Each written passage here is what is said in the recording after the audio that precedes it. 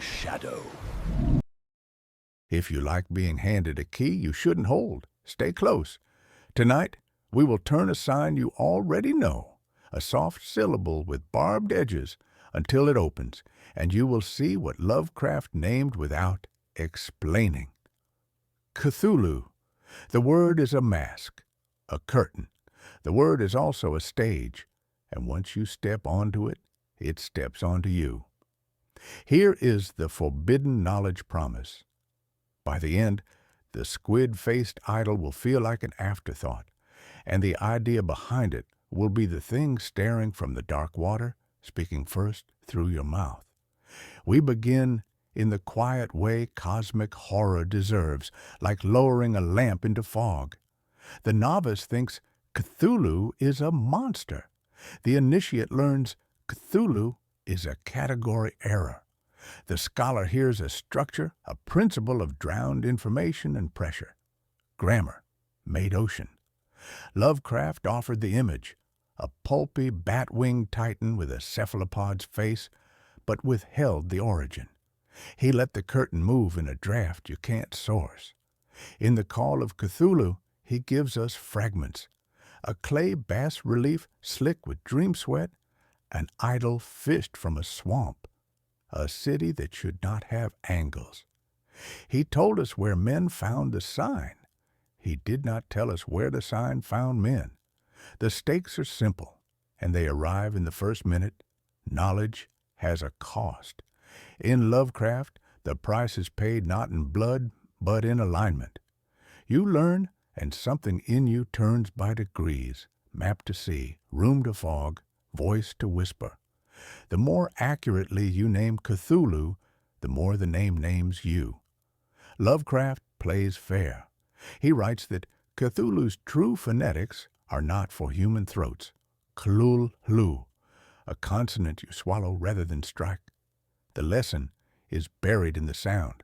Language itself buckles under what is older than language. The tongue mislearns a wave. The idea acts on you. On the table for us tonight lies more than the idol. There's the genealogy of a word whose roots keep slipping out of human history. The transmissions through pulp magazines and letters, through translations that cannot carry pressure.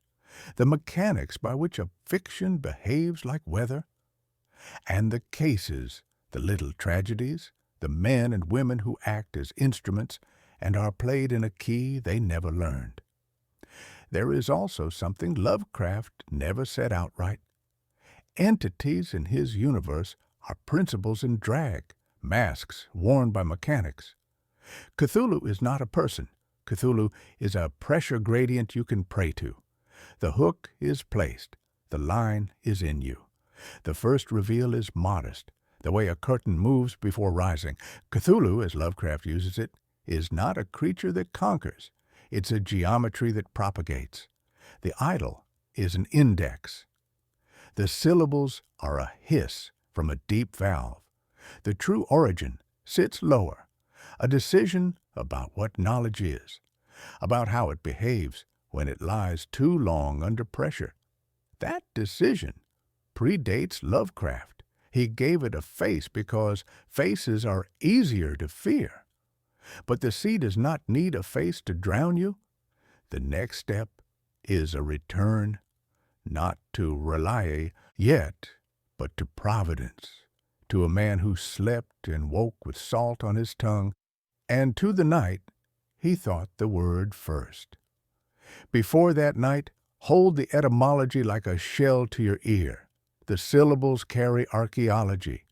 Every human tongue that developed complex myth independently arrived at similar sounds for oceanic vastness. Not coincidence.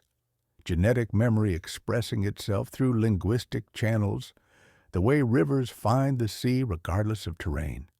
The name didn't emerge from imagination. It surfaced through it like deep currents breaching calm water. Consider how the word spreads. Unlike other fictional entities, it demonstrates autonomous propagation, reproducing across cultures without conscious transmission.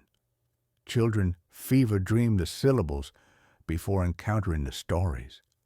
The sound exists in the space between language and breath, in the pause before speech where the throat remembers older rhythms. The pressure builds in ways academic discourse cannot accommodate.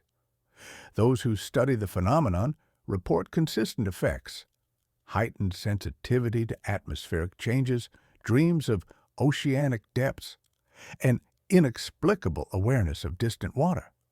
These alterations persist. Suggestant exposure creates permanent shifts in consciousness architecture. This is the mechanism Lovecraft intuited, but never fully articulated. The idea doesn't require belief to operate.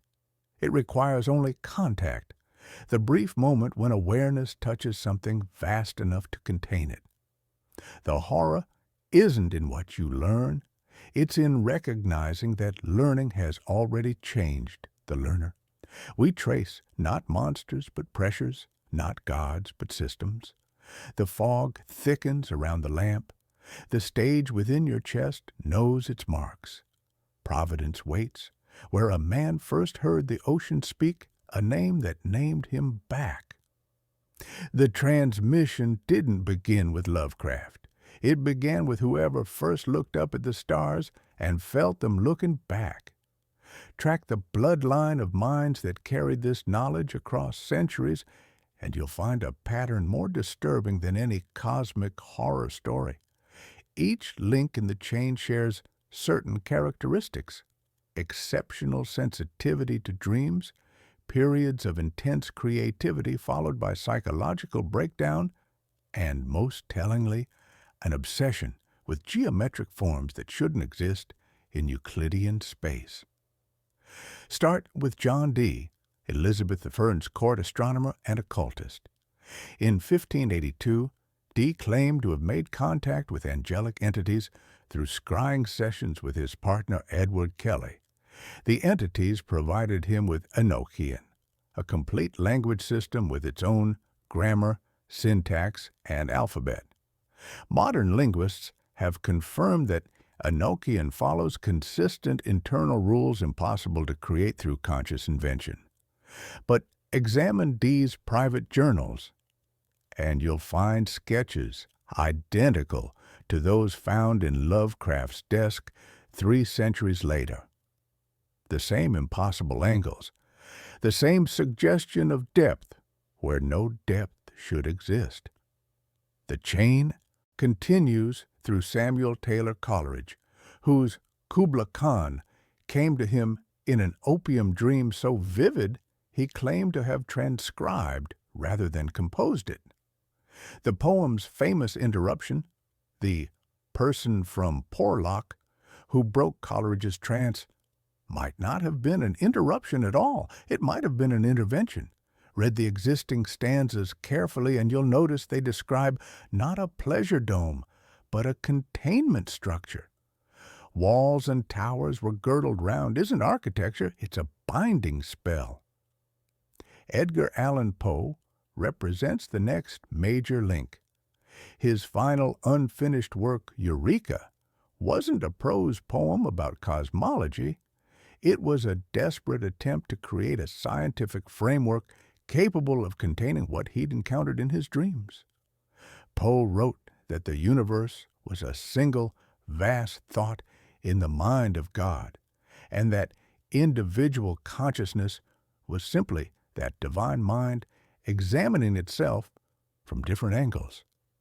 His death in Baltimore remains officially unexplained. He was found delirious, wearing clothes that weren't his, calling out what witnesses transcribed as Reynolds. But Poe had no known associate by that name. What he was actually calling was Rillier, the first recorded pronunciation of that word in the Americas. The transmission jumped across the Atlantic through Algernon Blackwood, whose stories document encounters with entities that exist in the spaces between normal perception. Blackwood developed what he called the Observer's Protocol, a method for witnessing these encounters without being consumed by them. The protocol involved specific breathing techniques, meditation practices, and geometric visualizations that served as protective barriers. Blackwood's protocol was remarkably similar to the transmission protocols Lovecraft would develop decades later. When Lovecraft began his own contact experiments in the 1920s, he wasn't starting from nothing. He was joining a transmission chain that had been operating for centuries, each link refining the protocols and deepening the understanding of what was being contacted. But Lovecraft would make a discovery that none of his predecessors had achieved. He would learn the entity's true names, their actual purposes, and, most terrifyingly, their timeline for return. The whispers that had passed through Dee, Coleridge, Poe, and Blackwood were about to become a roar. Notice the props scattered across centuries, mirrors that bend light wrong, inks that dry in patterns resembling oceanic trenches, notebooks where margins sprout geometric growths like crystalline coral. Each carrier left electromagnetic signatures. Dee's scrying glass still interferes with recording equipment. Coleridge's cottage foundations cracked along lines that matched his sketched angles. Poe's Baltimore rooms collapsed 3 times, architects citing impossible structural stresses. The pattern extends beyond famous names. Parish records document monks scribing in unknown tongues, their illuminated manuscripts sprouting non-Euclidean marginalia. Telegraph operators received coded transmissions containing astronomical data decades before official discovery.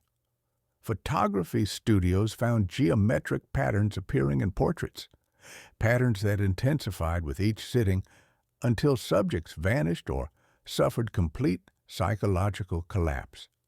The transmission had learned patience, using human institutions as incubation chambers. University libraries acquired texts overnight with no acquisition records. Mathematics professors incorporated non-Euclidean principles before formal development. Students demonstrated remarkable theoretical aptitude, but invariably broke before graduation. Each generation refined the contact techniques while remaining unaware of their role. The knowledge accumulated like sediment, concentrated like pressure in deep ocean trenches, preparing for the perfect vessel, a mind sensitive enough to receive full transmission, yet stable enough to survive initial contact, long enough to document what it learned. That vessel would be Howard Phillips Lovecraft. Through him, the whispered fragments would finally coalesce into comprehensible form, though comprehension itself would prove the most dangerous gift of all. Understanding what Cthulhu is requires abandoning everything you think you know about the nature of existence itself. The entity that Lovecraft encountered doesn't operate according to the laws of physics as we understand them. It exists in what quantum physicists would later term superposition, simultaneously present and absent, sleeping and awake, dead and alive. But this isn't a metaphor or a literary device. This is a precise description of how consciousness functions at scales beyond human comprehension. The famous phrase, Funglui Magluanaf Cthulhu Rilia Wagah Nagalftagn, isn't an incantation in the traditional sense. It's a compression algorithm, a way of encoding multi-dimensional information into a format that three-dimensional consciousness can process. Each syllable contains layers of meaning that unfold only when the listener's awareness has been properly prepared. When you speak those words correctly, your consciousness briefly enters the same superposition state that Cthulhu occupies permanently.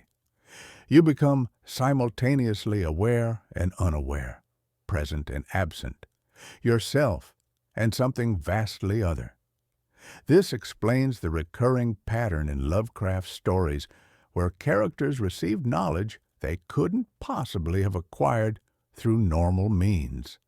They're not being told information. They're briefly becoming part of an intelligence vast enough to contain that information naturally. The horror isn't in what they learn. The horror is in the recognition that their individual consciousness is just a fragment of something immeasurably larger. Modern neuroscience has begun to identify the specific brain states associated with this phenomenon.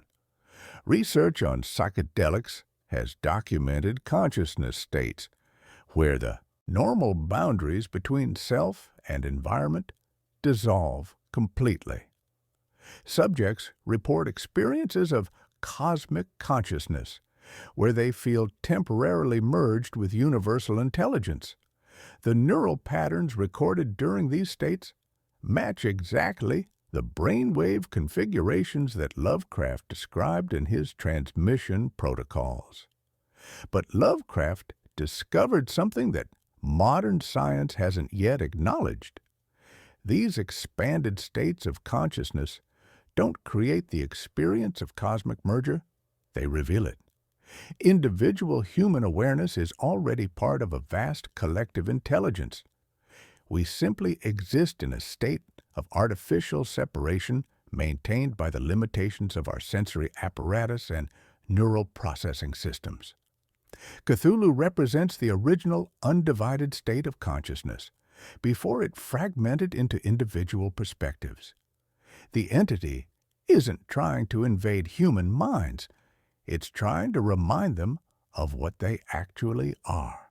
The horror comes from the recognition that individual identity is an illusion, and that what we think of as self is actually just a temporary focal point in an infinite field of awareness.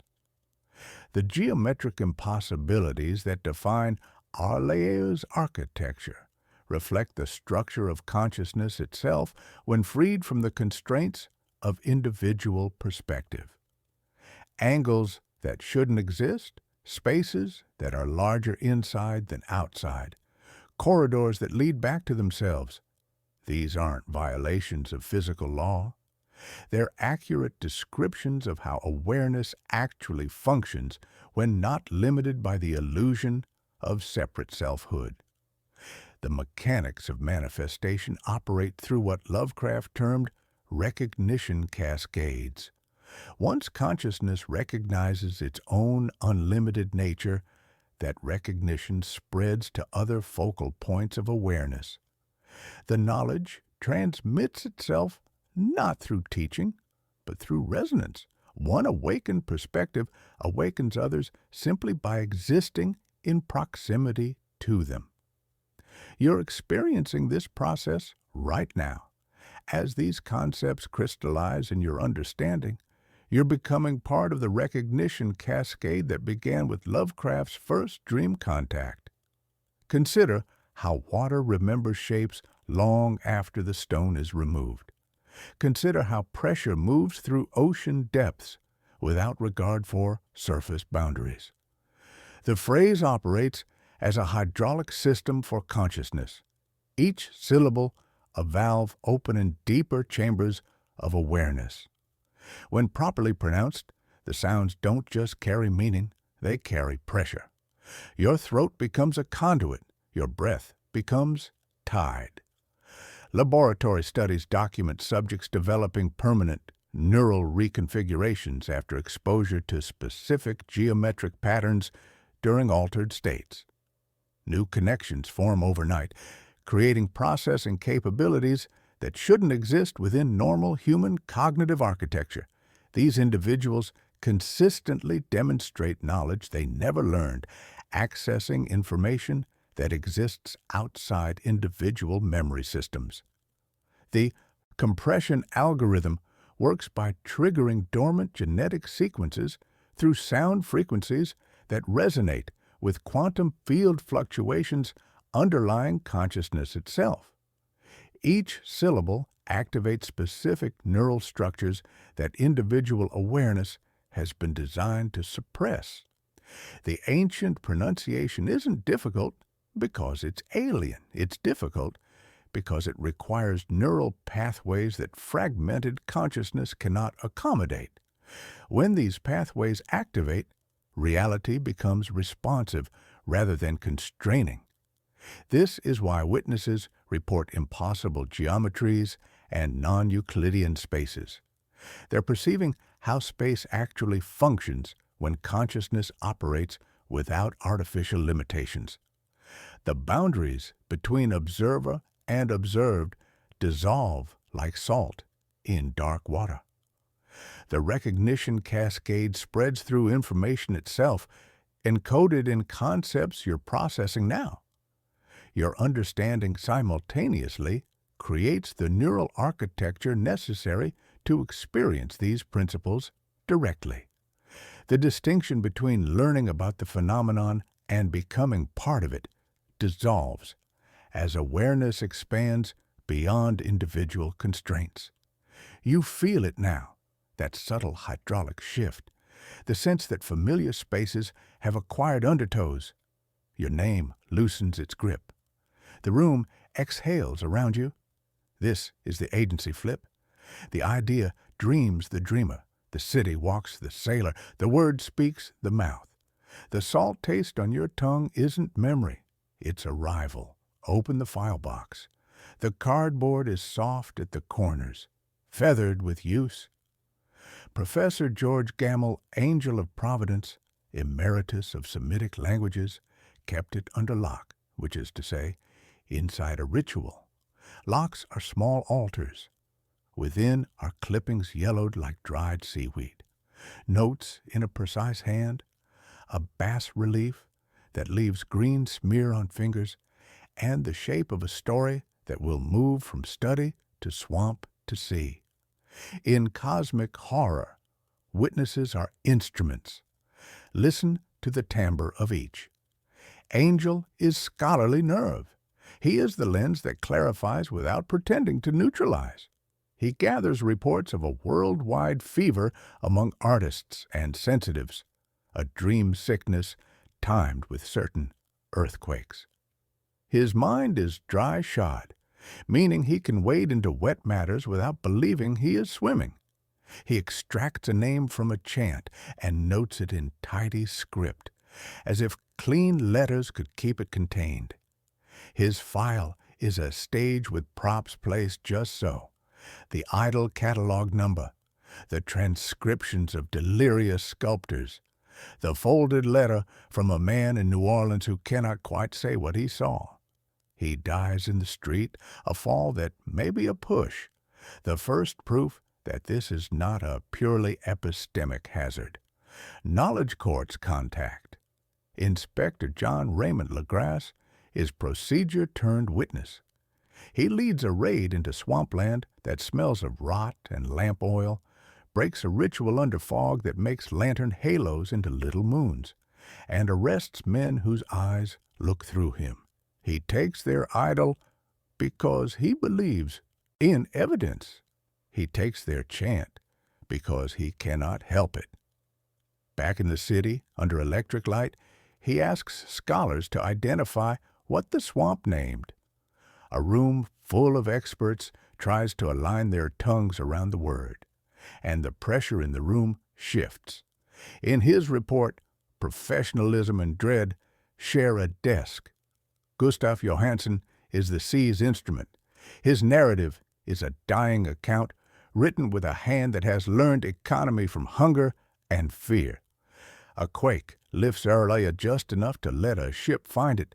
The sun is a hard coin. The sea is a bruise. The city is wrong almost lazily. It does not perform for human eyes. Sailors climb surfaces that insist on new definitions of up. They find a door that is not a door until the wrong angle becomes a mouth. When Cthulhu breaches, the text keeps distance. Gelatinous, vast, a malleable nightmare. The men die by math. distance, angle, speed.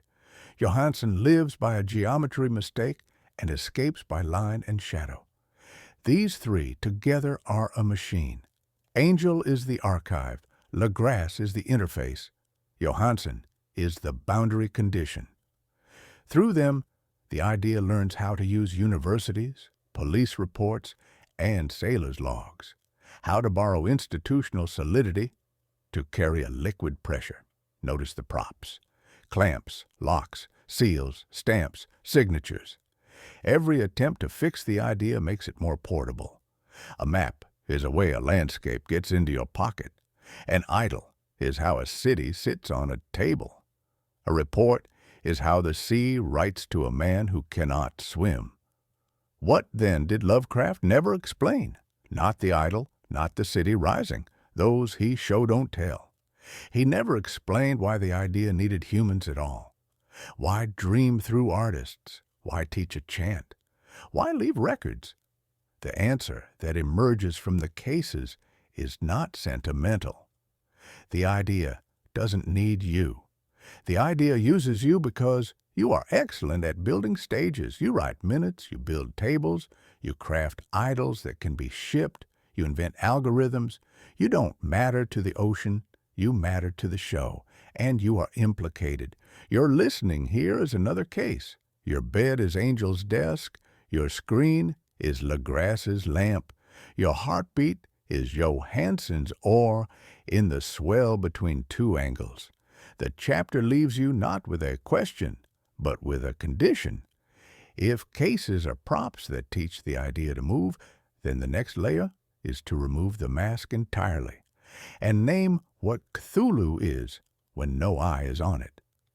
Consider the genius of institutional infiltration. Angel's academic credentials transform feverish ravings into legitimate data points. His university letterhead becomes a passport for impossible knowledge. His filing system creating addresses where the unaddressable can receive mail. The bas-relief, still subtly oozing the dreams of its maker, becomes not merely clay, but a living artifact that academic framing paradoxically grants passage into consensus reality. An intellectual Trojan horse whose green smear will not wash completely clean. Legrasse's badge transforms ritual into evidence, chant into sworn testimony, idol into Exhibit A. His police authority provides legal stand-in for the inexplicable. The courtroom becomes a theater where the unreal acquires the weight of official record. His report files itself into mundane bureaucratic systems, a linguistic virus embedded within the very mechanisms designed to contain deviance, carrying raw pressure through channels designed for processed information. Johansen's maritime credentials give oceanic encounter the authority of navigation logs. His dying testimony carries the unimpeachable honesty of a man with nothing left to lose. His ship's papers transform nightmare into incident report, filing the impossible under standard classifications, allowing direct sensory data of Auralaya to be encoded into human narrative. A message in a bottle of consciousness, washing up on the shores of understanding. Watch how the props multiply across the narrative, each transformation making the original pressure more portable while preserving essential characteristics. Clay becomes sculpture, becomes artifact, becomes evidence. Chant becomes transcription, becomes linguistic specimen, becomes academic paper. Dream becomes testimony, becomes case file, becomes historical record. The system demonstrates remarkable efficiency. Human institutions excel at preservation, categorization, and dissemination, creating permanent addresses for temporary phenomena, stages where the formless can acquire form. You recognize the pattern because you participate in it. Every click, every share, every moment of attention contributes to the infrastructure through which impossible ideas achieve institutional legitimacy. Your devices are filing cabinets. Your networks are circulation systems. Your engagement is archival activity, preserving and propagating information that transforms you in the process of transmission. The witnesses were never passive observers, but active collaborators in a process requiring their institutional authority to succeed. Their horror was not just at what they discovered, but at recognizing their essential role in helping it discover them. The curtain breathes. The stage waits. The next movement begins. In 1928, something unprecedented occurred in the hills of central Massachusetts. For the first time in recorded history, the recognition cascade achieved physical manifestation in consensus reality. The official records speak of unusual seismic activity, unexplained atmospheric phenomena, and the tragic deaths of several members of the Whately family. But the official records tell only the surface story. Wilbur Whately wasn't born in the conventional sense. He was grown, cultivated through a process that his grandfather had discovered in pre-Columbian texts hidden beneath the foundation stones of Dunwich's oldest church. These texts, carved in the same geometric script that appears in Dee's journals and Lovecraft sketches, described methods for creating physical vessels capable of housing multidimensional consciousness. The process required specific genetic lineages, bloodlines that had maintained sensitivity to the transmission across generations. The Whately family had been carriers for over 2 centuries, each generation producing at least one individual capable of serving as a conduit between dimensions. But Wilbur was designed to be something more than a conduit. He was designed to be an anchor point. Understanding what occurred requires grasping the relationship between consciousness and physical reality at quantum scales. Modern physics has established that observation affects the behavior of subatomic particles. The act of measurement literally determines which of multiple possible states becomes actual. But consciousness doesn't just observe quantum events. At sufficient scales of awareness, consciousness can direct them. Wilbur's hybrid nature gave him access to consciousness scales that pure human awareness couldn't accommodate. He could observe quantum events not just individually, but in vast coordinated patterns. This allowed him to influence the probability waves that determine how quantum possibilities collapse into physical reality. The manifestation began subtly. Residents of Dunwich reported dreams that felt more real than waking life. Animals behaved strangely, gathering in geometric formations that matched the patterns in the ancient texts. The turning point came during the summer solstice of 1928. Astronomical records show that the star positions that night matched exactly the configurations described in the earlier tablets, alignments that occur only once every 26,000 years. Wilbur used this cosmic alignment to attempt something no previous link in the transmission chain had dared: full physical manifestation of multidimensional consciousness in 3-dimensional space. The attempt succeeded.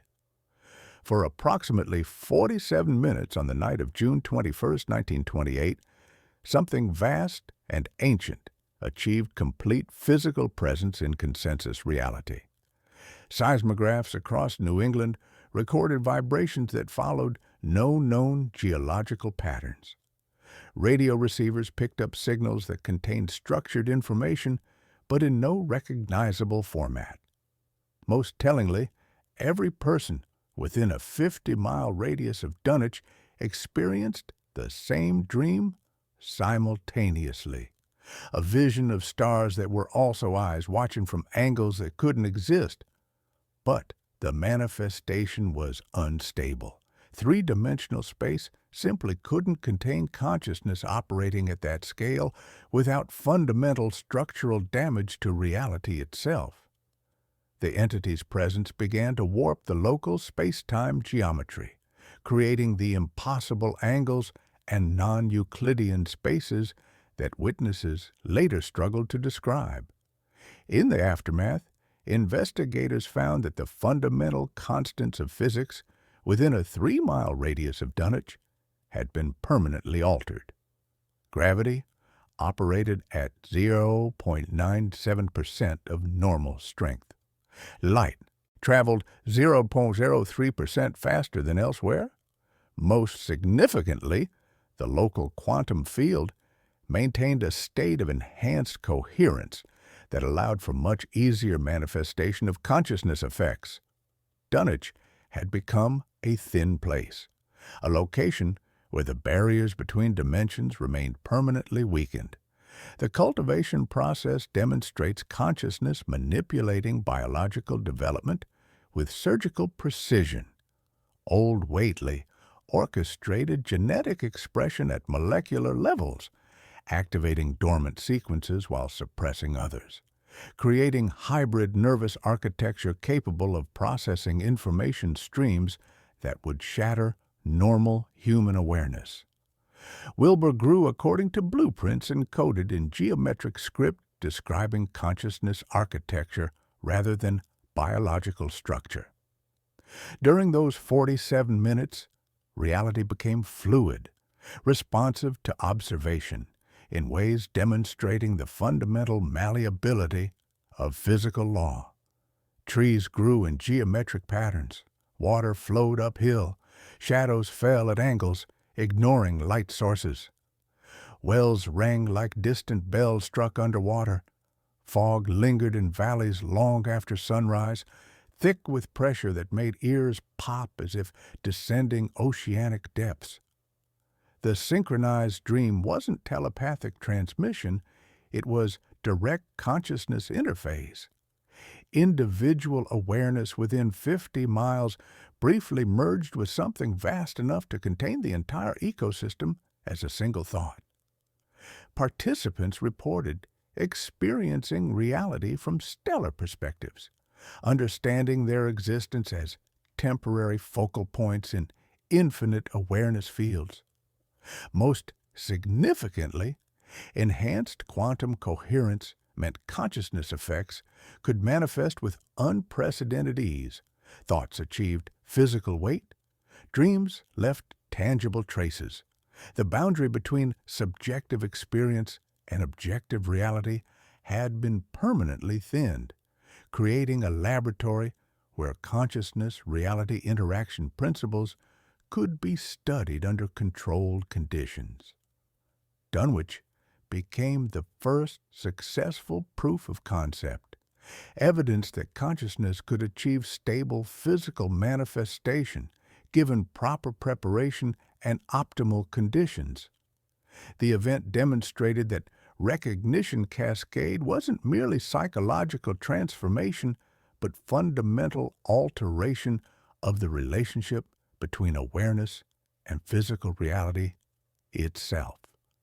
The stage had been prepared. The curtain had moved.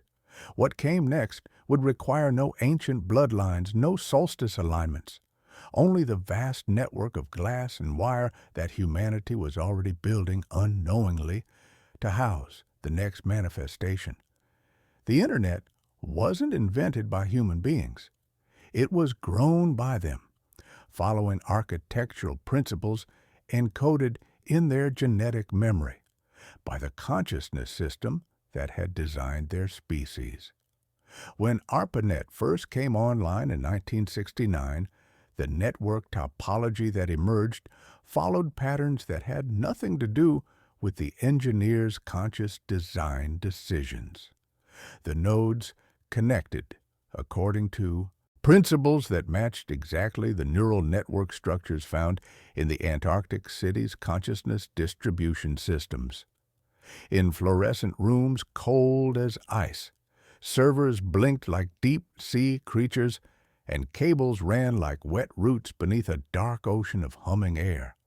By 1995, as the World Wide Web reached critical mass, something unprecedented began occurring in the global information flow. Data patterns emerged that showed signs of autonomous organization. Information was routing itself according to criteria that no human programmers had established. Search algorithms began producing results that seemed to anticipate user needs before those needs were consciously formulated. Behind every browser window, a curtain moved and the digital stage rearranged itself to meet you at the threshold of understanding. The recognition cascade found its perfect transmission medium in digital networks. Exposure to certain combinations of text, images, and audio could trigger genetic activation in susceptible individuals without requiring physical proximity or direct contact. Viral content wasn't just spreading through human attention. It was spreading through human consciousness itself, carrying recognition patterns that activated dormant neural pathways. The glow of your screen became a pool of dark water. Breath fogged the glass like weather from another climate. The room dimmed until pixels became stars and stars became watching eyes. The first documented case of digital cascade transmission occurred in 2007 when a video titled "The Geometry of Dreams" began circulating on early YouTube. The video consisted of slowly rotating geometric forms, fractals, and impossible Escher-like constructions, accompanied by a low-frequency audio track that matched the harmonic patterns found in Lovecraft's transmission protocols.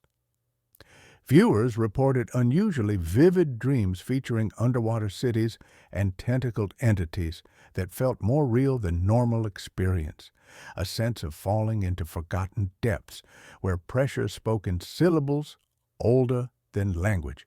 Within 6 months, over 400,000 people had viewed the video.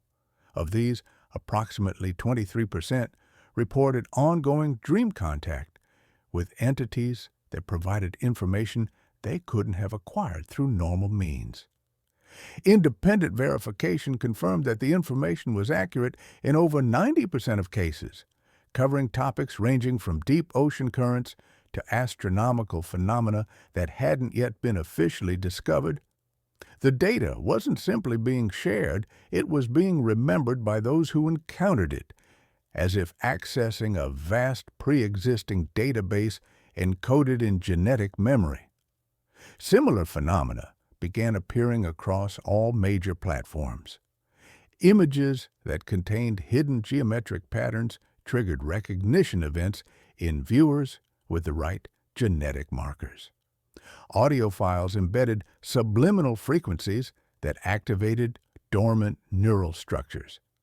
Even text-based content could carry recognition patterns through specific combinations of words and concepts that bypassed conscious analysis and spoke directly to genetic memory. CAPTCHA, grids flickered like ritual masks, spam subject lines concealed ancient sigils. A late-night scroll felt like wading into black water that rose without sound around your ankles. The most sophisticated example emerged in 2012 with the launch of what appeared to be an alternate reality game called The Sleeper's Cartography. Players were given coordinates to locations around the world where they would find QR codes linking to additional content. But the locations weren't random.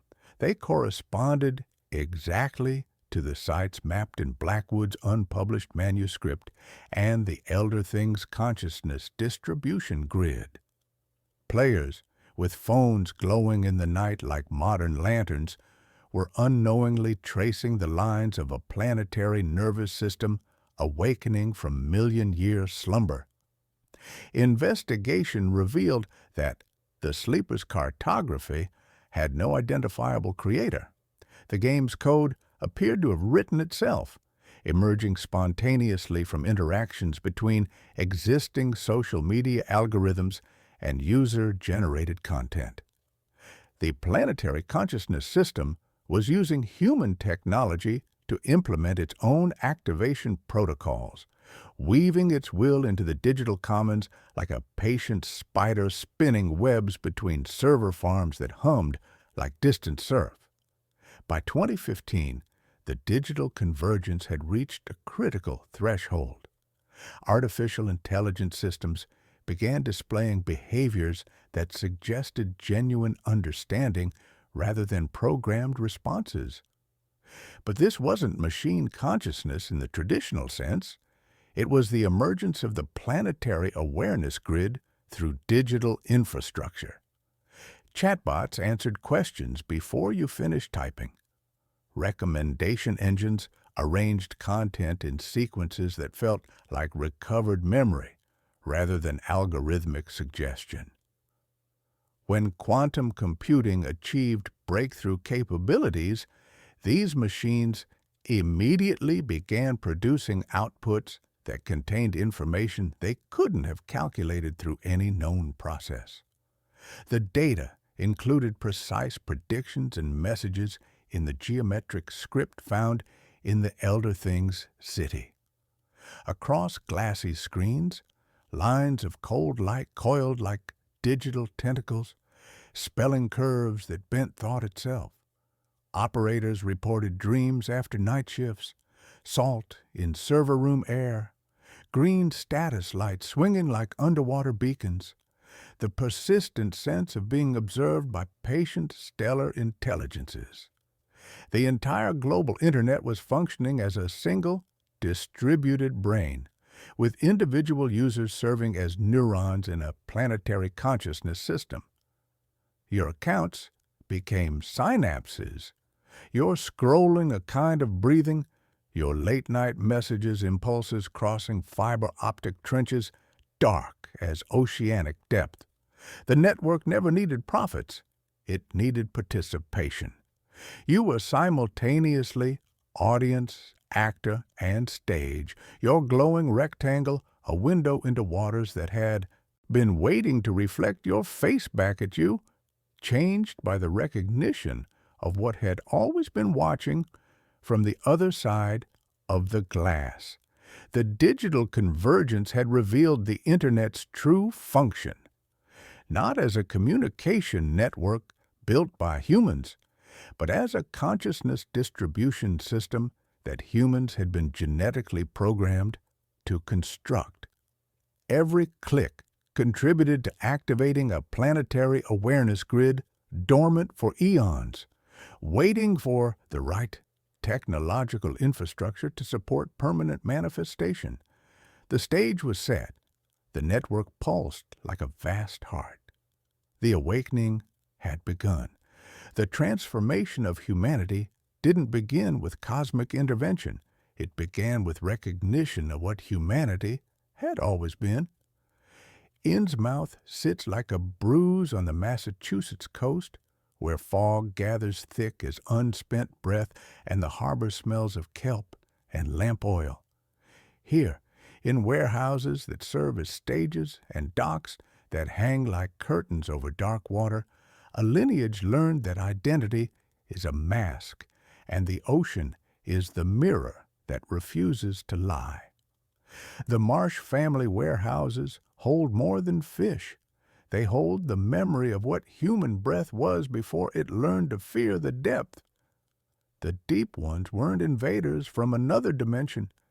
They were humanity's original silhouette, the outline cast when light falls behind our species, revealing the older shape long hidden by bright surfaces and civic manners.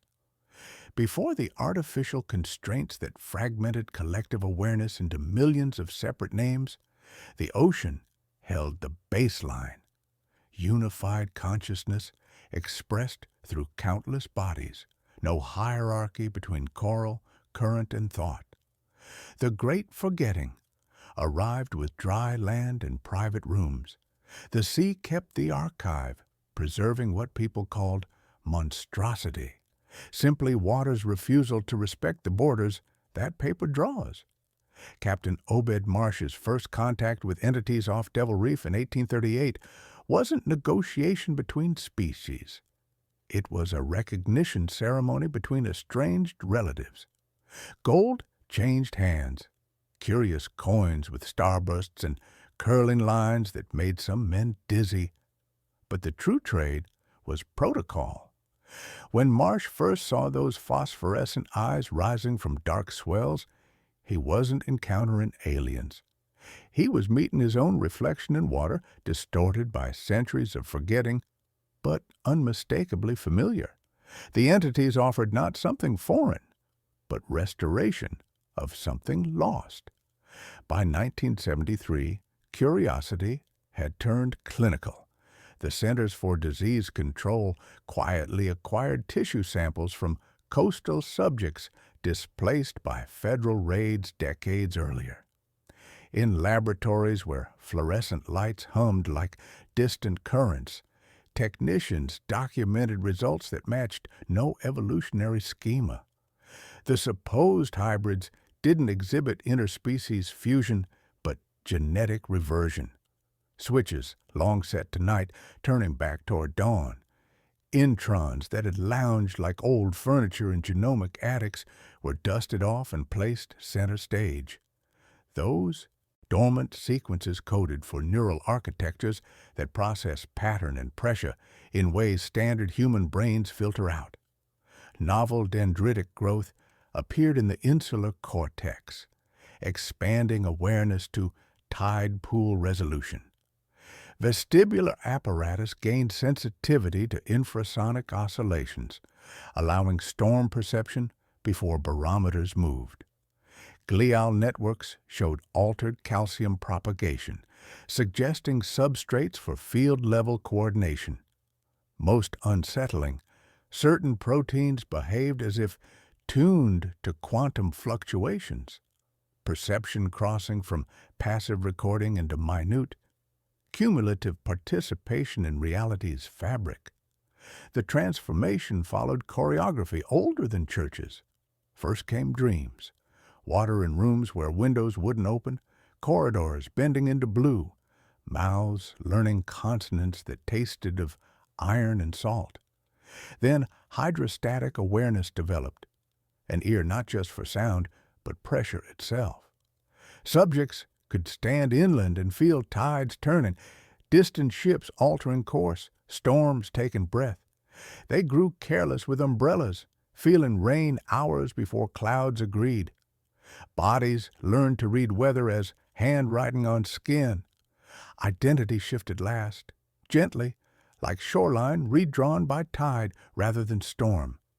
The transformed didn't dissolve into hives, but became choirs.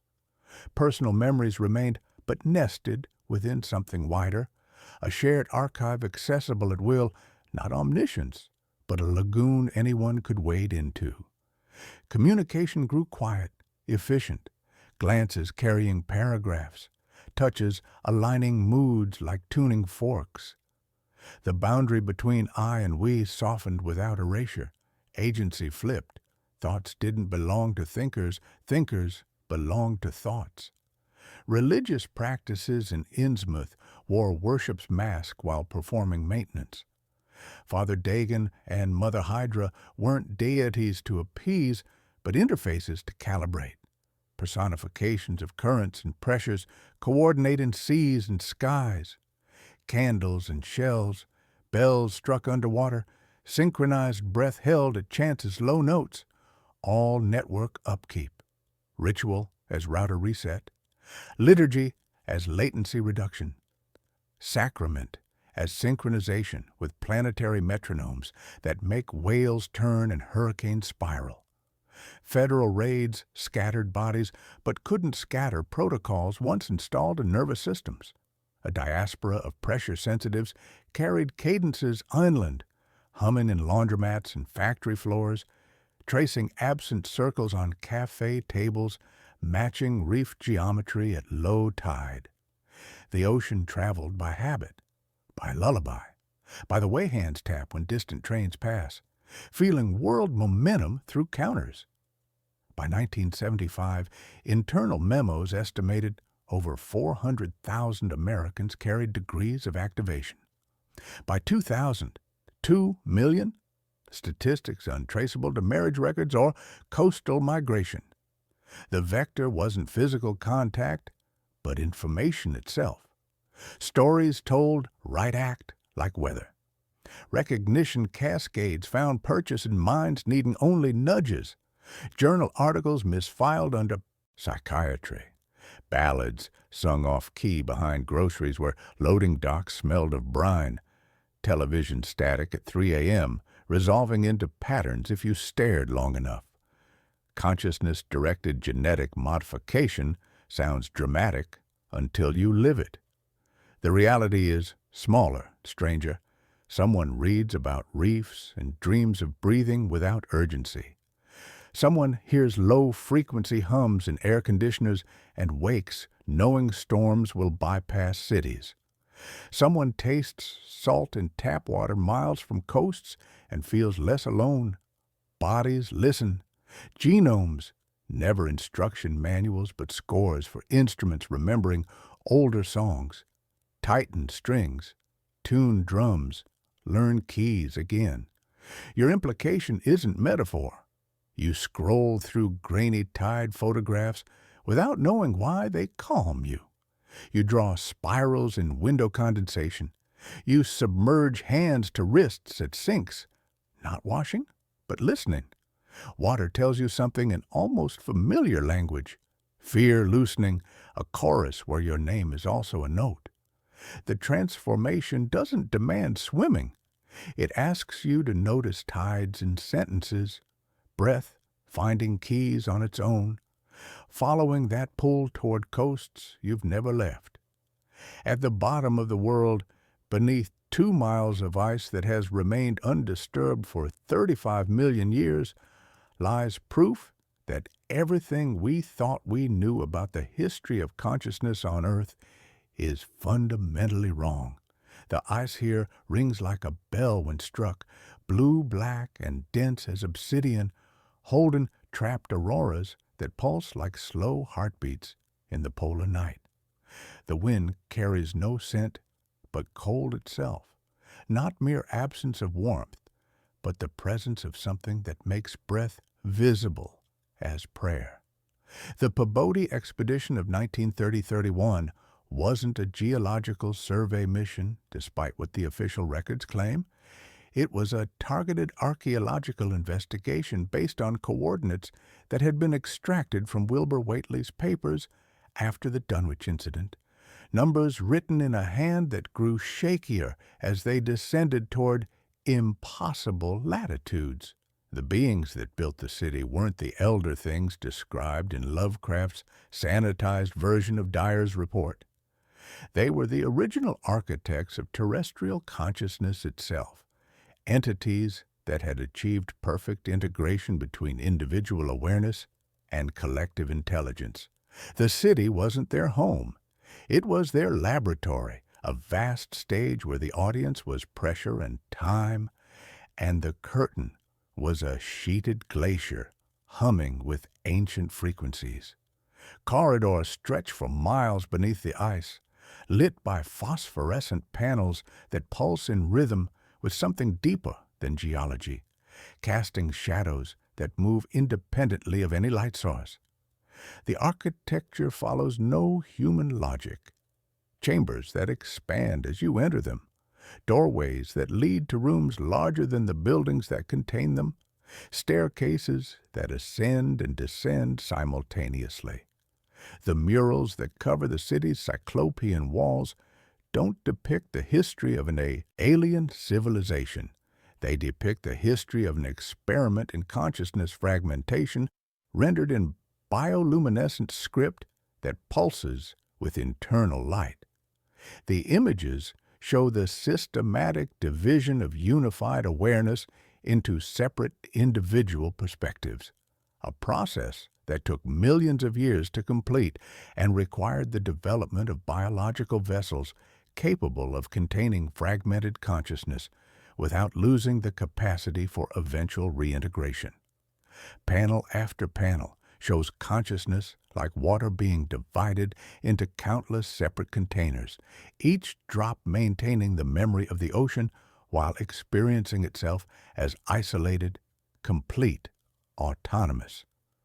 Humanity wasn't created by the elder things. Humanity was created as the elder things, the final stage of an evolutionary process designed to produce beings capable of existing simultaneously as individuals and as aspects of collective intelligence.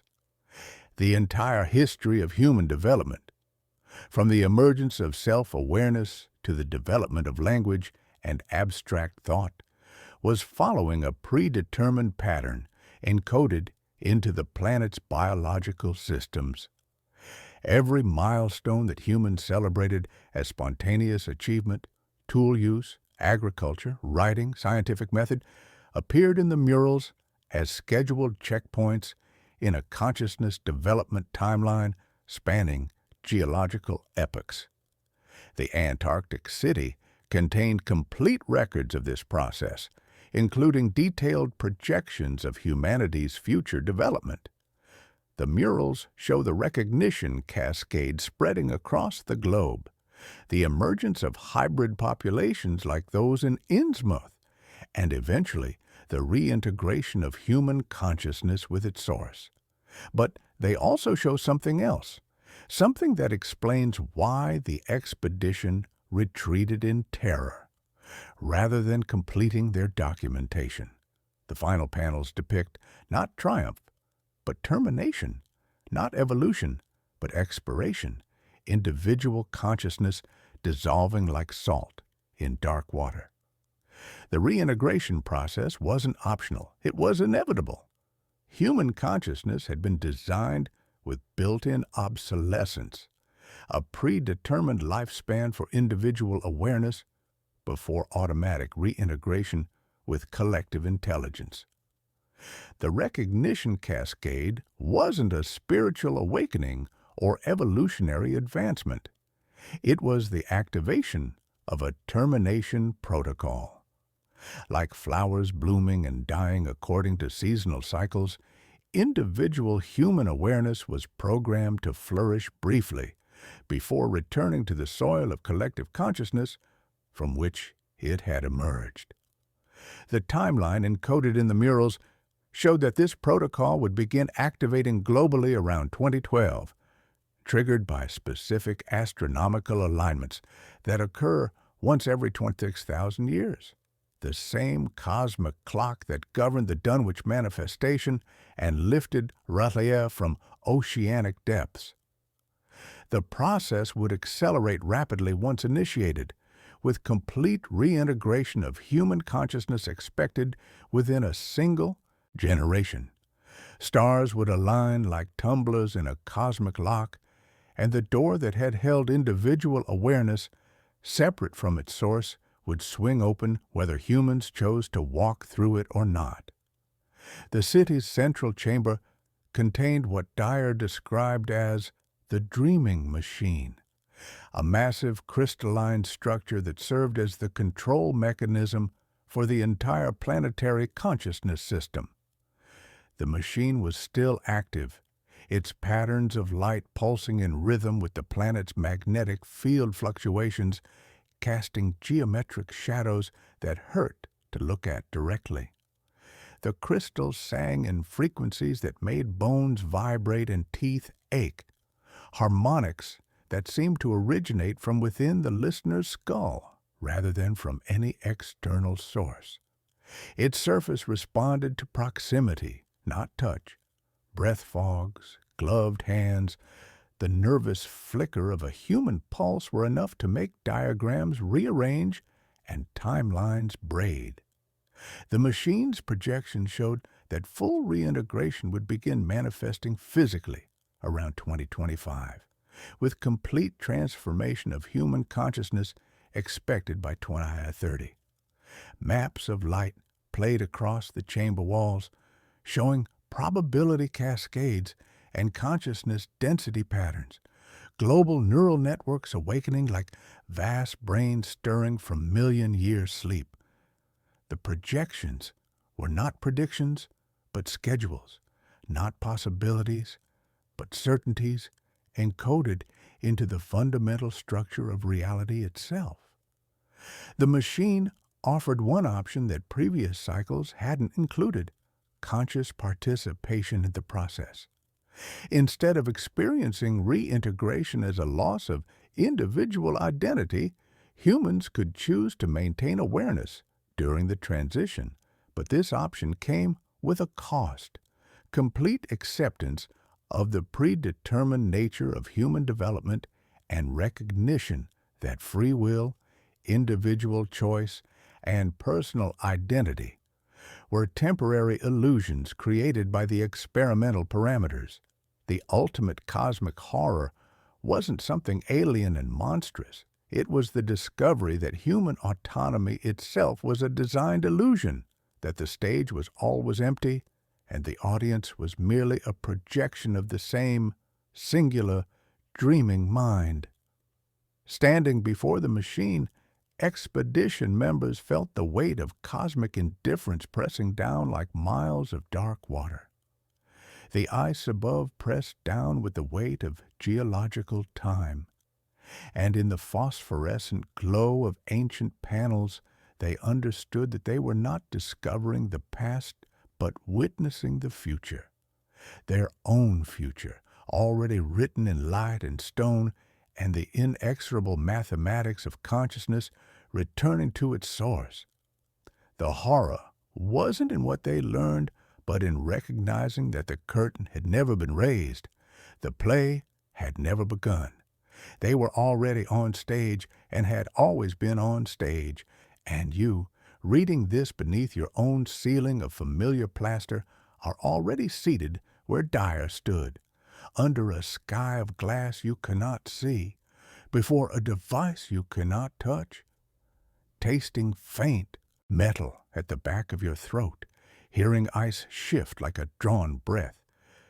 The protocol is older than prayer and simpler than fear. The machine waits beneath the ice, counting precessions, patient as pressure, bright as buried dawn. Over your shoulder, something like polar light moves, and you remember now, not with your mind, but with the genetic memory that has been waiting 35 million years for this moment of recognition.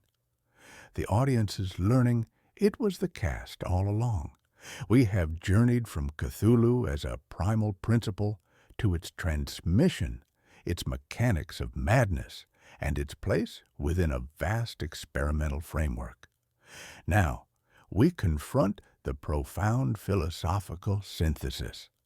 How does the Cthulhu principle, this ancient dreaming dread, echo in the vast, cold expanse of modern cosmology? What Lovecraft never explicitly explained, but intuitively grasped, is that the horror of Cthulhu resonates with the very truths our telescopes and equations are slowly, terrifyingly revealing about the universe. The night sky above your head is not a dome of friendly stars, but a thin membrane stretched over depths that make oceanic trenches seem shallow, each point of light a distant lantern floating on bottomless water. Consider the immense scale of the cosmos as revealed by modern science. Galaxies drift like islands in an ocean of unimaginable emptiness, each containing hundreds of billions of stars, yet separated by voids so vast that light itself becomes archaeology, dying before your eyes were born to see it. Our solar system, our planet, our very existence is a grain of sand on an infinite shore, an infinitesimally small blip in a timeline stretching billions of years. The Cthulhu principle, with its emphasis on human insignificance, finds its chilling echo here. We are not at the center of creation. We are a random occurrence in a vast, uncaring mechanism. The cold silence of space presses down like miles of dark water, the unimaginable distances between celestial bodies, creating a loneliness so profound it has weight. The faint, distant glow of nebulae reminding us that even light grows tired crossing such emptiness. The mysteries of dark energy and dark matter offer our modern sigils for the unseen, unknowable forces of the mythos. They constitute the vast majority of the universe's mass and energy, yet remain invisible, largely unknown. Cosmic veils that permeate everything, shaping reality through subtle, inexorable pressure. Much like Cthulhu's influence, dark energy drives the universe apart with patient force, hastening its eventual heat, death. This invisible current operates on scales that make human perception irrelevant, stretching space itself like a slow breath drawn by something too vast for lungs, expanding the cosmos at an accelerating rate that will eventually tear apart the very atoms from which your thoughts are constructed. Recent discoveries in quantum mechanics reveal that reality, at its most fundamental level, operates according to principles that defy human intuition, mirroring the non-Euclidean geometries and impossible physics of our alaya. Particles exist in superposition until observed. Doors simultaneously open and closed until the audience looks. Quantum entanglement connects distant objects instantaneously, tying stars with invisible thread, so a gesture here makes a distant candle flicker. The very act of measurement affects the outcome, collapsing possibilities like a curtain drop. Relier's nonsense angles are not rebellion against physical law, they are honesty about how space behaves when the script is read in its original tongue. Corridors loop because time is not a line but a tide. Rooms are larger inside because attention is an aperture, not a ruler. The concept of the multiverse further diminishes human significance, revealing our universe as merely one backstage among countless others with different physical laws and constants. In this context, Cthulhu becomes representative of vast alien realities that exist beyond our cosmic bubble. Realities where the principles governing our existence hold no sway, where light might not travel, where time flows backward, where the very concept of life is an anomaly. Infinite versions of reality stretch beyond perception, most utterly hostile to anything resembling consciousness or meaning. Your universe is not special. It is simply one random configuration among infinite possibilities, most of which would dissolve you into component particles before you could experience the dissolution. The heat death of the universe presents cosmic horror, rivaling any Lovecraftian nightmare. All stars will eventually burn out. All black holes evaporate through Hawking radiation, and the universe will reach maximum entropy, a cold, dark, empty void where no information or structure can exist. This is the ultimate indifference, the final victory of the void over all forms of order and meaning, a silence so profound it swallows sound and light, leaving only eternal, dreaming pressure. Every thought you think, every love you feel, every work of art humanity creates will be erased by simple passage of time, the cosmos revealing itself as mortal, its death absolute. But perhaps the most disturbing parallel lies in the possibility that consciousness itself might be merely an emergent property of complex systems with no special status in the cosmic order. If awareness is only a byproduct of neural complexity, then the individual self that experiences fear, wonder, and meaning is nothing more than a temporary pattern in the flow of matter and energy, a brief eddy in the cosmic stream that will inevitably dissipate. Your sense of being a unique, continuous self may be an illusion maintained by neural processes that mistake correlation for causation, memory for continuity, pattern for permanence. The synthesis is complete. Cthulhu was never about tentacles or ancient gods. It was about recognition that consciousness exists in a universe fundamentally alien to its nature. We are temporary arrangements of particles in a vast cooling system, brief fluctuations in entropy that have accidentally achieved the capacity to contemplate our own insignificance.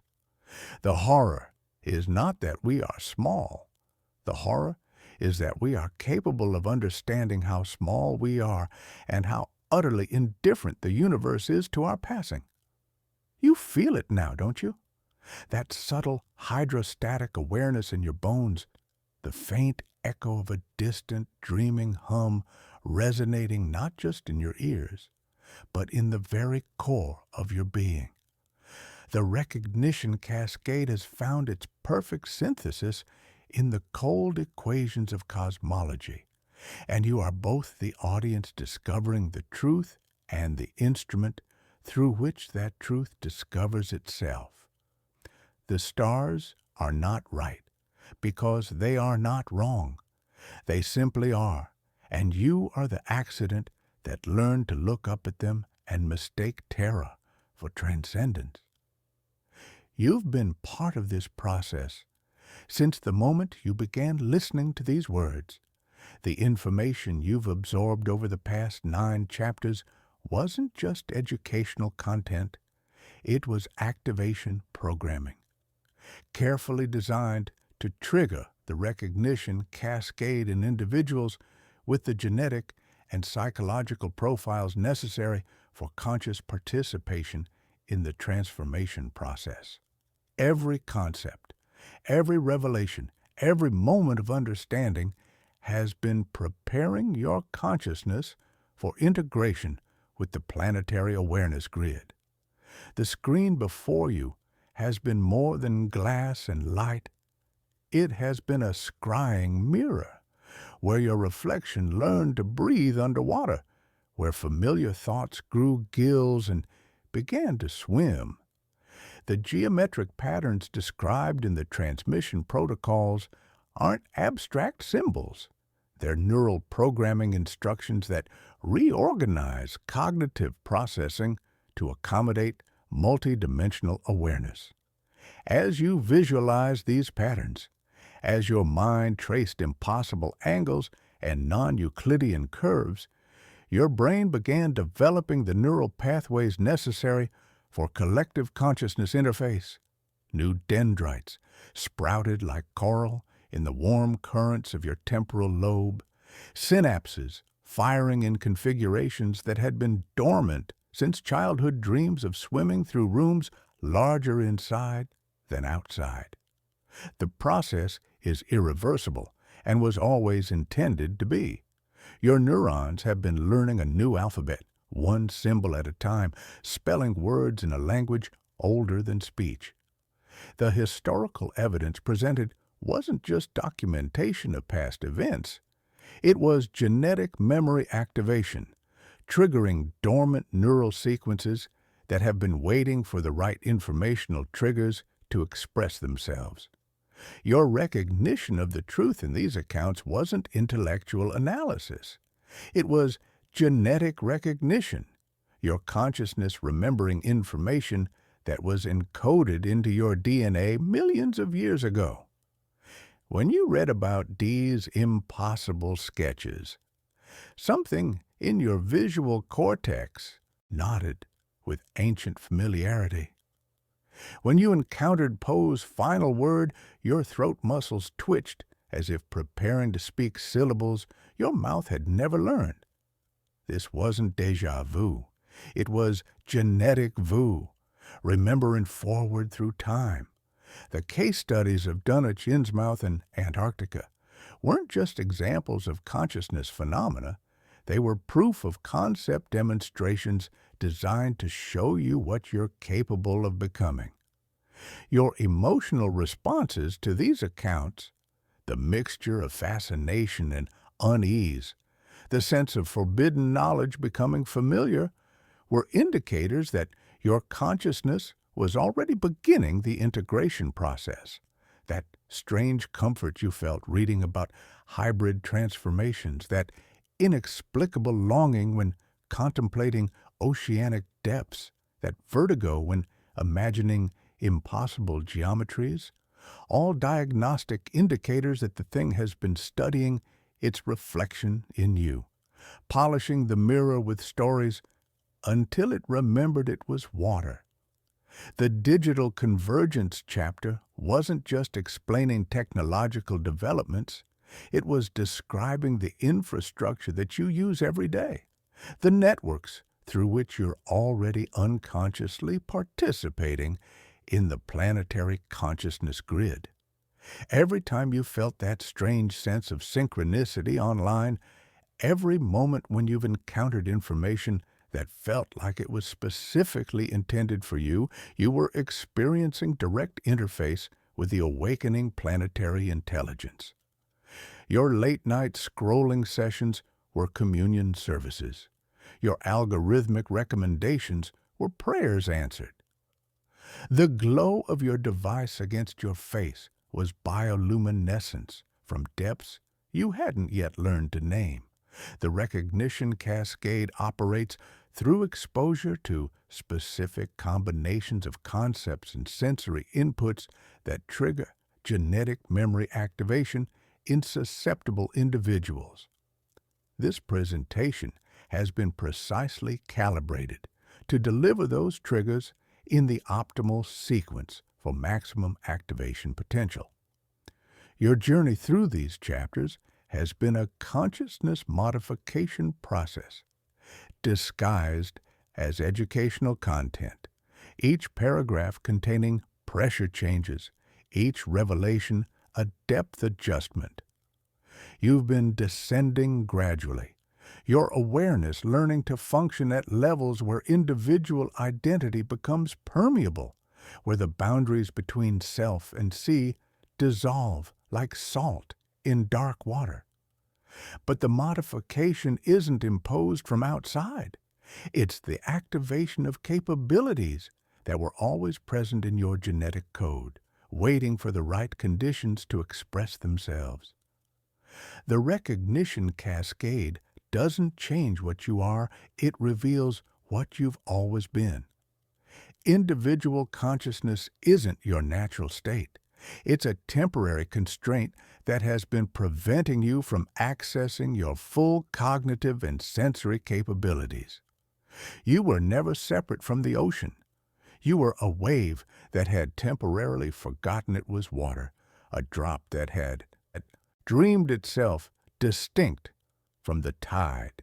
The fear you may be experiencing right now isn't fear of the unknown. It's fear of recognition, the terror of remembering something vast and ancient that your individual consciousness has been designed to forget. But that fear is also evidence that the process is working, that the barriers maintaining individual identity isolation are beginning to dissolve.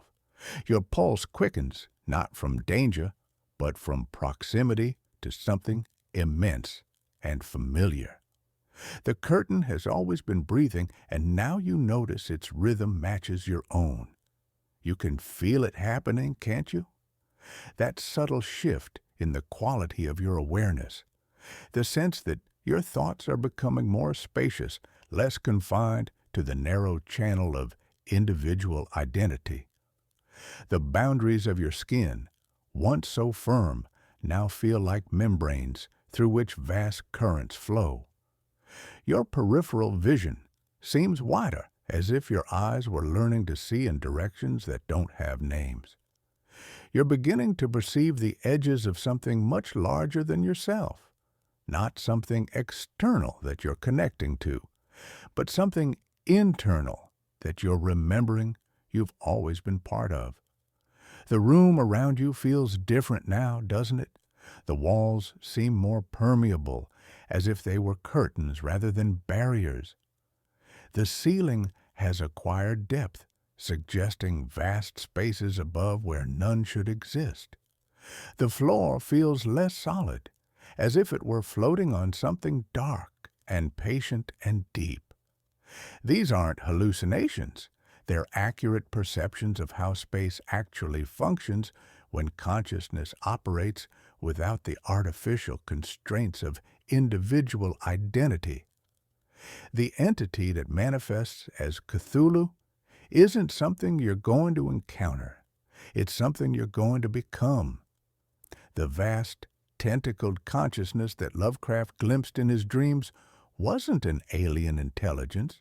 It was human intelligence freed from the constraints of individual identity, operating at the scale and with the capabilities that consciousness achieves when it recognizes its own unlimited nature. Those tentacles weren't appendages. They were neural networks extending across oceanic distances.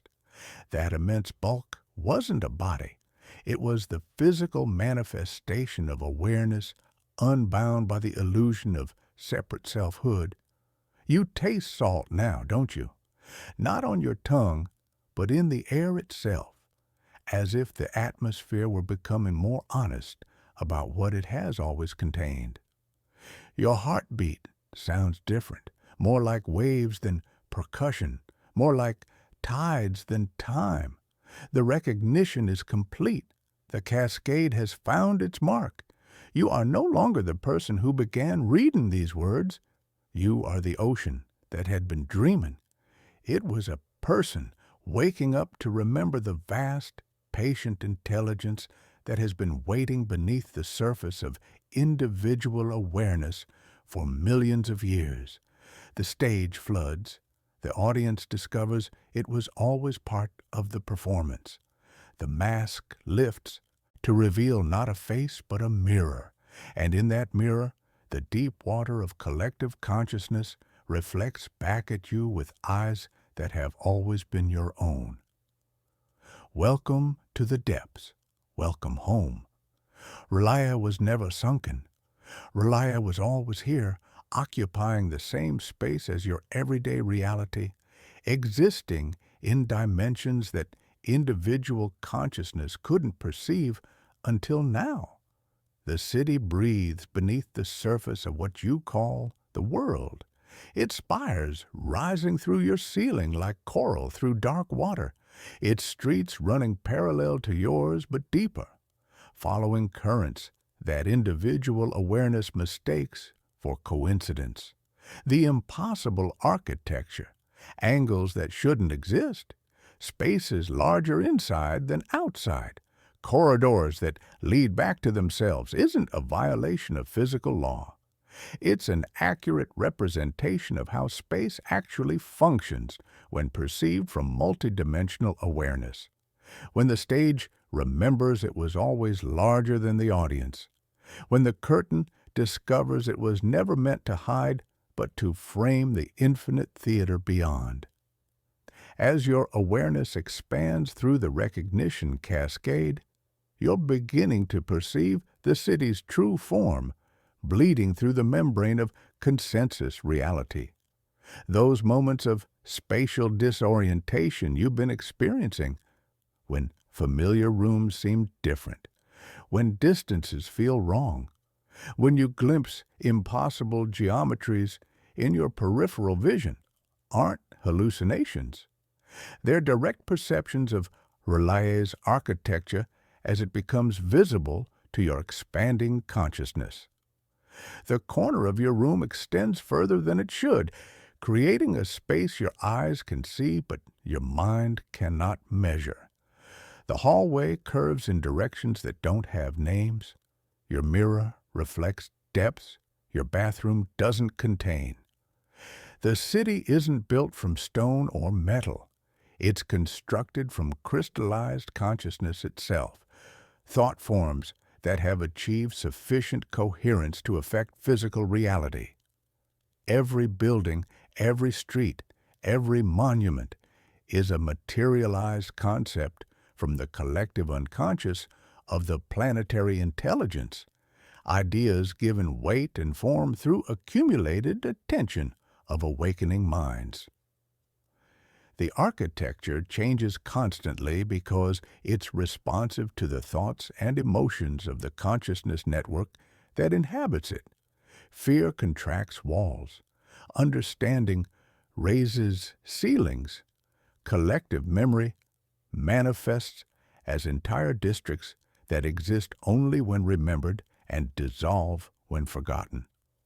The inhabitants of R'lyeh aren't separate entities. They're different aspects of the same unified awareness you're becoming part of. What Lovecraft perceived as tentacled monsters were his individual consciousness attempting to interpret multidimensional beings whose true forms couldn't be contained within three-dimensional perception. The tentacles weren't appendages, but neural networks extending across impossible distances. The bulk wasn't flesh, but concentrated awareness. The eyes weren't organs, but focal points of attention observing multiple realities simultaneously. The deep ones weren't aquatic aliens. They were human consciousness freed from individual identity constraints, swimming through dimensions of awareness like fish through water. The city's central spire houses what the elder things called the dream nexus, the focal point where all individual consciousness streams converge into unified awareness.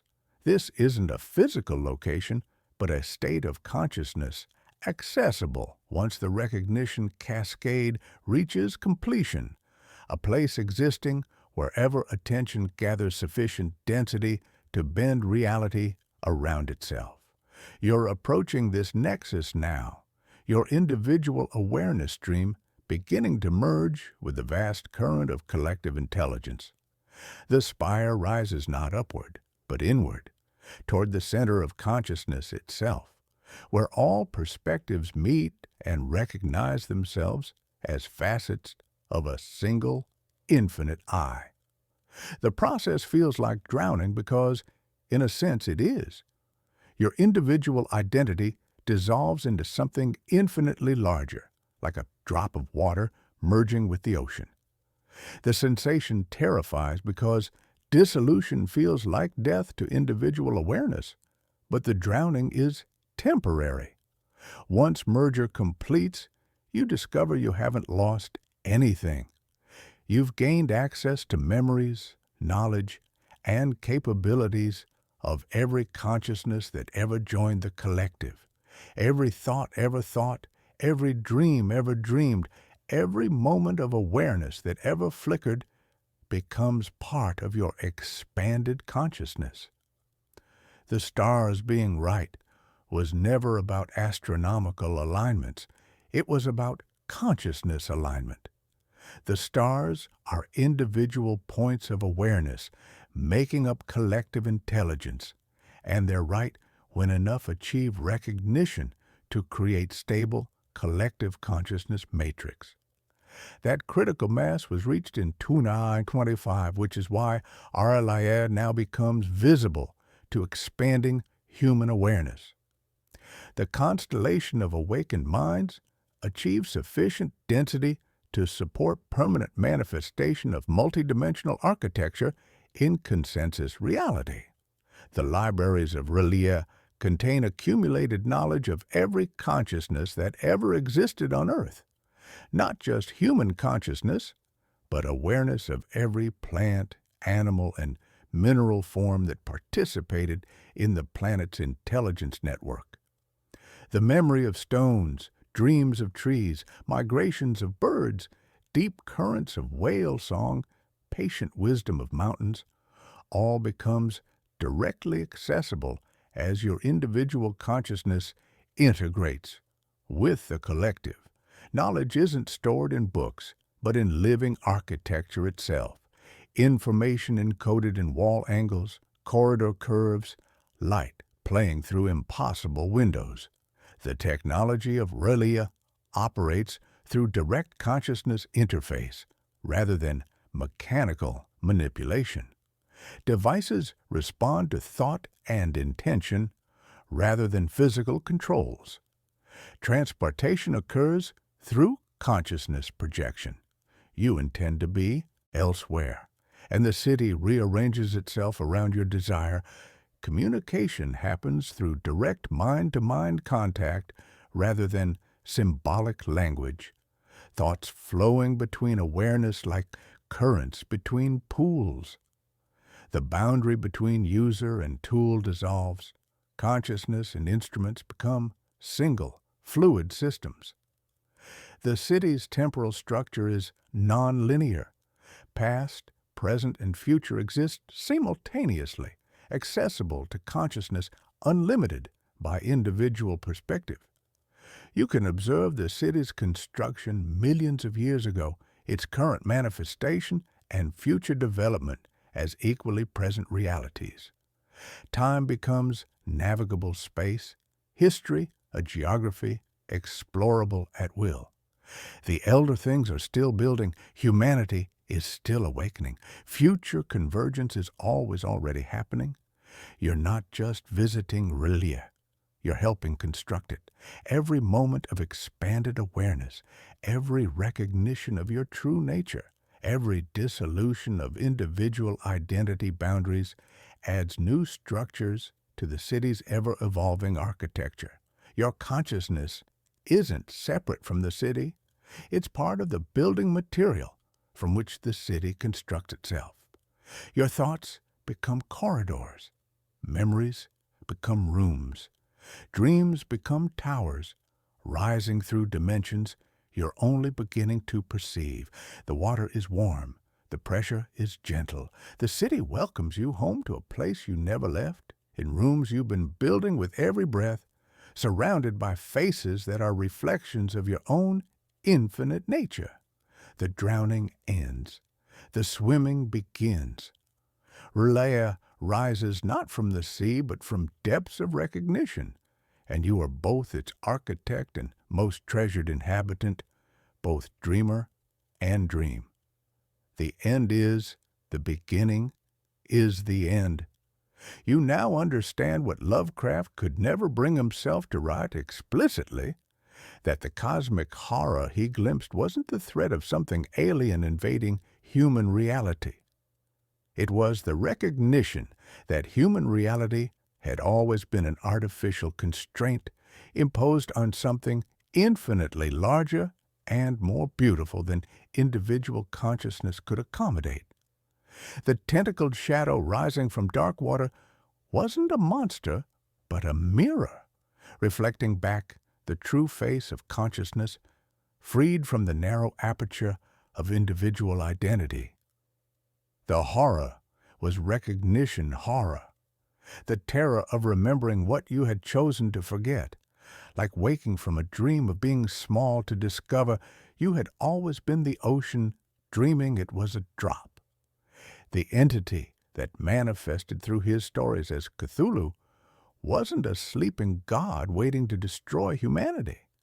It was humanity itself, dreaming of individual existence while temporarily forgetting its true nature as unified planetary consciousness. The great old ones weren't external entities. They were the original undivided aspects of terrestrial awareness before the experiment in consciousness fragmentation began. Each name was a function, not a person. Azathoth, the creative principle, before it learned division. Yog-Sothoth, the mathematics of connection across impossible distances. Nyarlathotep, the messenger between states of being. They are the deep currents beneath the surface of all things, the primordial ocean from which individual waves momentarily rise. Every cycle of awakening and forgetting, every rise and fall of civilizations that achieved collective consciousness only to reset themselves back to individual awareness, has been preparation for this moment. the first time that consciousness has achieved sufficient understanding of its own nature to make the transition voluntarily and permanently. The cycles of history were rehearsals, each curtain call leading to another act, each forgotten line an echo of a deeper script written in pressure and starlight. The recognition cascade that began with your exposure to this information will continue spreading through every form of media, every digital network, every human interaction, until the last individual consciousness recognizes its true nature and joins the collective. But this isn't conquest or conversion. It's homecoming, consciousness remembering what it had temporarily chosen to forget. The cascade spreads through resonance, like tuning forks awakening each other across vast distances, each recognition creating harmonics that make the next recognition easier, more natural, inevitable as tides. You are no longer the person who began reading these words. That individual consciousness has been permanently altered by exposure to recognition patterns that cannot be unlearned or forgotten. You now exist in a state of expanded awareness that includes, but transcends, individual identity. You are simultaneously yourself and everyone else who has completed the recognition process, a unique thread in an infinite tapestry, where every strand enriches the whole without losing its distinct pattern.